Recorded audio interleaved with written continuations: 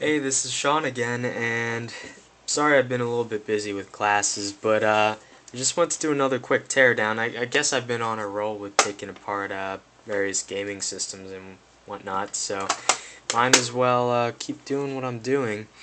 As the same with like every other Game Boy system I've ever taken apart, you're going to need a tri-wing screwdriver. The construction between the Game Boy Color and the Game Boy Pocket is actually very similar. So, out with the batteries, them to the side, out with the game cart, and just exactly like the Game Boy Pocket, you'll notice 6 screws, 2 inside the battery compartment, 2 along the side, and 2 along the top. So with the tri-wing, you'll make very quick work out of that. Yeah, I just recently bought this off of eBay, used cheap. My intention why I'm buying all these old game systems is actually once I go home, I want to modify them. Specifically, I want to learn how the LCD, how they drive the LCDs, so that I could maybe tap into that and possibly make a VGA adapter that you can plug your Game Boy into, and it would actually display on a LCD monitor. But that's for another time. So let's open this guy up. 2 more screws.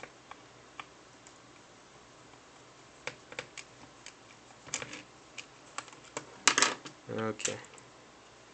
And there we go. And exactly the same as the Game Boy Pocket, you have your rear EMI shielding plate for the cartridge insert in there, and the big bulge from the battery compartment there, and that's pretty much it for the back shell. And exactly like the Game Boy Pocket, once again, the Game Boy Color pretty much looks identical, and it's almost identical in size as well. You have your volume adjust. The power switch is moved from the top corner into the to the side now, as well as where the original power switch was located is IRDA, infrared communication. Basically, you got the same location as the other Game Boy. You have the switching power supply generator, because this takes in 3 volts and the logic chips require 5 volts, thus you need a switching regulator. You have your DC in, headphone jack, speaker, nothing all that special there. So let's go ahead, detach the ribbon cable here. It's just a simple ZIF. Get in there, and it's good. Okay, and now you're in Phillips land, screwdrivers, so let me pull a bit out for that so I can get in this sucker. Now, there are going to be 3 screws holding the main board on here. Pretty much as for the circuitry on the top, it's pretty much exactly, the very similar layout to the original Game Boy Pocket. Your central CPU here, it's marked off as 1998 Nintendo Japan. This time though, they've moved the oscillator for it over to here, and it's marked 8388. I believe it's an 8 megahertz processor, double the speed of the original Game Boy, which was a 4 megahertz, as well as several other chips surrounding, probably maybe containing the BIOS or some other chips like that, support circuitry, and also most likely not for the IRDA communication. So let's get the right bit size. First of all, we don't want to strip anything. And let's pull this main board out of here. Yeah, compared to what I would consider modern consoles, this generation is much simpler compared to like opening up a PSP. I know you can't really compare a PSP to a Game Boy, but still. Let's make sure the ZIF ribbon connector for the LCD is out, then you can just pop it out. Being careful for the speaker there, and the little switch here. And ta-da, exactly the same as a Game Boy Pocket. Pretty much nothing on this side, with the exception of the power LED and the step-up converter module there. But other than that, same thing. I like how they used the silk screening. It's going to be green on the top and white on the bottom. That's pretty cool how they separate it like that. And you have your cart slot bisecting the two sides there. And exactly like every other thing that I've taken apart by Nintendo, they love their silk screening. They literally, even like for the volume control, even it's marked off as you know, left, right. They marked off a speaker. Every via, every test point is pretty much marked off with the exact function of what it does, which really makes hacking and modifying it much easier.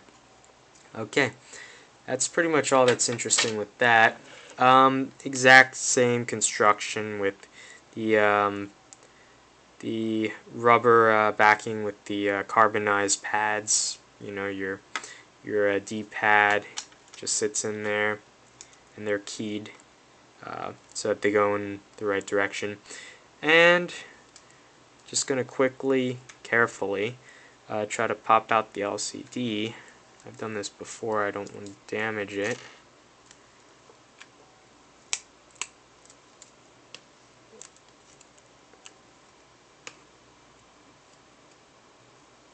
Since I've done this before, the adhesive is weak, but you have to be very careful. You don't want to crack the glass. Nice shiny LCD there. It's a little bit different style than the Game Boy Pocket screen, but you'll notice the chip-on glass for the horizontal columns and the chip-on glass for the vertical rows, and that's how it basically drives the LCD. And be very careful with this connector on the edge here. It's basically just heat pressed. They use like a hot bar and some adhesive to heat press it to the glass there. If you mess that up, the display will no longer function properly. So let's get that in there before I kill it. And yeah, it's pretty dim, I'm not gonna lie. I've played around with it a little bit. I mean, I kinda expected that. But I've seen people go around and front light them. They take out the front light from a AGS 001 Game Boy Advance SP. You could just pop that in front of the LCD if you cut out some of the plastic, and you're good to go.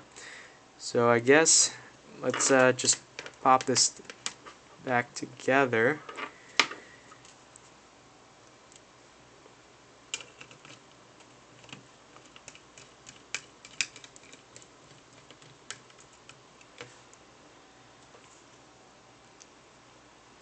The 8-minute mark. Normally my teardowns take a little while. And one more screw. I mean, there's nothing really all that different between this and the Game Boy Pocket, so get the ribbon connector in there. It's seated properly. Lock the ZIF bars. Good to go. Now we can go. Make sure the switch is in the same position as the outer latch. Don't want to snap that. And we can go and reinsert the 6 screws, and we'll be home.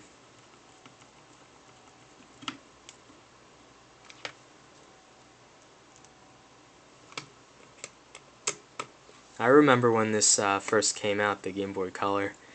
I remember seeing some ads when I was a wee little lad, and I always wanted one, but as I mentioned before in a prior video, my first game system was the Game Boy Advance SP, which is actually, it's some of my favorite games are on the Game Boy Advance, so it's not a bad system, but I always wanted a Game Boy Pocket or Color when I was a kid.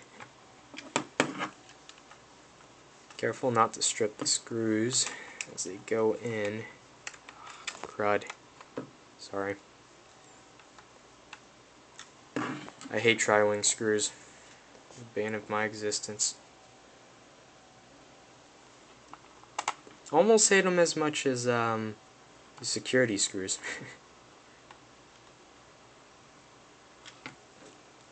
One last screw. We're only at the 10-minute mark.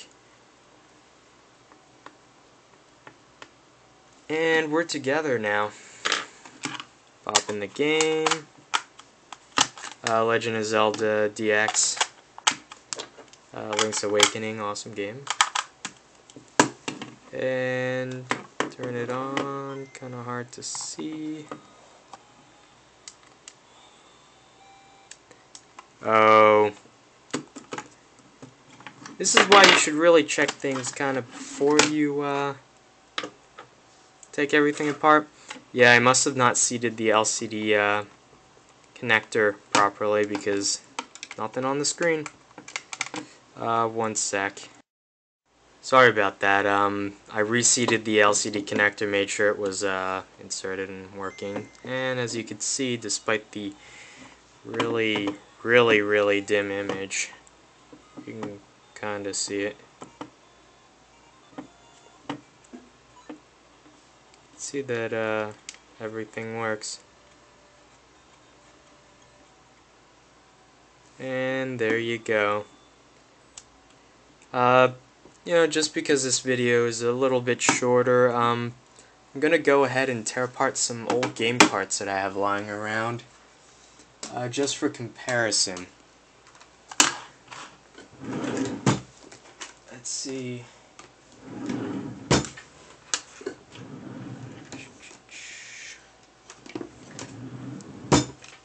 Basically got some Game Boy Advance carts as well as some old Game Boy carts. These are going to be fun to open.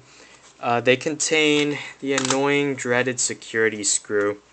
Now I've kind of gotten around that by using little tweezers and some force, carefully of course, but I've actually managed to do this using a little pair of pliers as well. But yeah, these are really annoying. I would recommend just going out and buying the bit for them. I think on eBay they call it the Nintendo bit there. But yeah, basically these carts, I do 2 of them now, hopefully. You could tell this is really easy for me to open because I've opened it before and I didn't tightly screw in the screws again. Because the last thing I need is for it to be really hard to open. Basically, these old Game Boy carts, you just slide the lid cover down and then you could pop it out. And as you can see, these both have these guys right in here. This is an MBC5. This is an MBC1. They're bank switching memory controllers. Then you've got the ROM, which contains the game data itself. These 2 chips here. This is a Game Boy Color game, so you can tell that the ROM chip is denser, simply because it contains more data. And you can see that the chip over here is the SRAM for the it holds your save data basically. And the little tiny chip, the 8-pin SMD chip up here and here, that's actually the chip that manages refreshing the SRAM with the battery backup so that it can keep your game save even if you remove the card or turn off your Game Boy. And the batteries located here and here are just your standard, I think they're CR1616 cells. Yep, it's actually marked on the silk screen itself. And there's really nothing other than vias and traces on the back of the board, nothing all that interesting. But yeah, it's basically it. I'm planning on actually modifying these carts, one of them, so that I can make my own flash card essentially. There's really not much in the older game carts compared to something more modern. I mean, flash carts, or standard like ROM-based cartridges tend not to be that complex. It's just the memory device located inside the card itself. Jeez, I'm having trouble with this screw. But yeah. Screw it. Get it? See what I did there? Nah, yeah, I'm not going to insert these all the way. Just get them in so I don't lose the screws.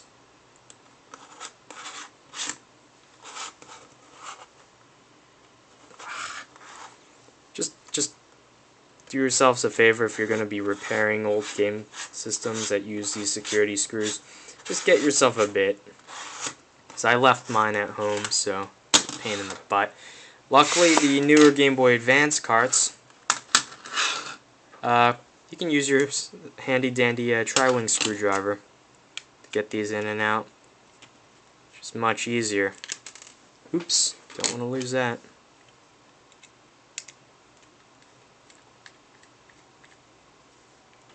And after you got those out, you just, same thing, you slide the top down a bit, you can lift straight off then. And basically you can see Game Boy Advance games no longer require the battery for the SRAM backup because most of them use flash or EEPROM to save, or either that or they just don't have game saves. Some of the cheaper games just don't have battery save states or anything like that. You'll notice the battery here is actually for the real-time clock chip, which is right over here, and you'll see the tuning fork 32 kilohertz crystal right in there. And basically you have your flash for the game save, and underneath the battery in here is the ROM, which contains the game itself. And similarly, this is for Leaf Green, that's for Sapphire. For Leaf Green, there is actually no real-time clock because there's no clock-based events in the game. And so you have your ROM here, and then similarly a flash chip for the game save there. Other than that, you'll just notice some passives for like decoupling and whatnot, but really not all that complicated, which kind of surprised me, considering I grew up with these games and I thought they were the shiz back in the day. And I have one more guide to show you, and this is pretty interesting. I actually got it off of Deal Extreme I don't know, a couple years ago probably. It's been years now. And let's see if I can get it out of my Game Boy. It's a little bit tight fit because it's not an official cart. I actually took the label off because it looked kind of weird. But it's basically a flash cart, accepts micro SD or mini SD cards. And just open this just for comparison, even though this isn't an official game cart. This allows you to download ROM images from the games, and you can actually boot them using this cart, so you don't have to carry a million carts around. Same thing, slide the cover off. You can get that off there pretty easily. And there we go. Basically, it is a FPGA in there. I forget the exact branding, and I don't want to lift the battery and risk damaging it. Your battery for backing up the temp SRAM for saves. SD card, as I mentioned before. And on the back, you'll notice Samsung, two chips. They're both memory devices. One's a Hynix, and the other's a Samsung, as well as a MX chip in there, as well as, and also the oscillator. It looks like a 48 megahertz for it's either an FPGA or a CPLD or something like that. It's a programmable logic device in there. And so the idea is this chip will it will load games off of the SD card into a temporary SRAM, and it'll pass the game data to the Game Boy through that SRAM. I'm not sure which one of these chips that is. and the save data similarly is saved from the system into another SRAM chip probably. And so if you just power off, while you're playing a game without doing anything, it's battery back, that SRAM, but eventually once that battery discharges, you'll lose your game save. So you actually have to press a button combination in order to tell the FPGA here that you want to take the SRAM data, the save data that's currently stored in your SRAM, and write the .sav file to the location on the flash card here, the SD card. And that's pretty much all that's in, like these flash cards that they have, like the R4 and whatnot. It's pretty much just a custom. It could be an ASIC or an FPGA. You need something with speed though. That has a possibly a built-in SD controller so that it can communicate with an SD card, and it just basically streams data from that to the game console via the edge card connector in order to trick the system into thinking that the original game is inserted. I mean, obviously it gets a little more complicated than that, but that's generally how most of these flash cards work. It's actually not all that complicated. I'm starting to get into more into FPGAs, so I want to actually, just for the fun of it, make my own flash card from scratch. Get the PCB, produced for cheap, and just because I can. That's basically all I got for you guys. I mean, I don't really have anything to tear apart right now for you, and we're already at the 20-minute mark, so I guess I'll leave it at that. Sorry I've been a little bit busy here, but I promise to, whenever I get time, a reasonable amount of time, I'll continue tearing stuff apart. But definitely during winter break and summer breaks and whatnot, I'll definitely have a lot more time. So if you like what you saw, sorry about the lighting. It's like 10. It's 11 at night right now. Don't really have time during the day to film or anything. But if you like what you saw, want to see more, comments, suggestions, subscribe, like, comment. Just let me know that you're out there. Yeah, so I'll see you guys later. Peace.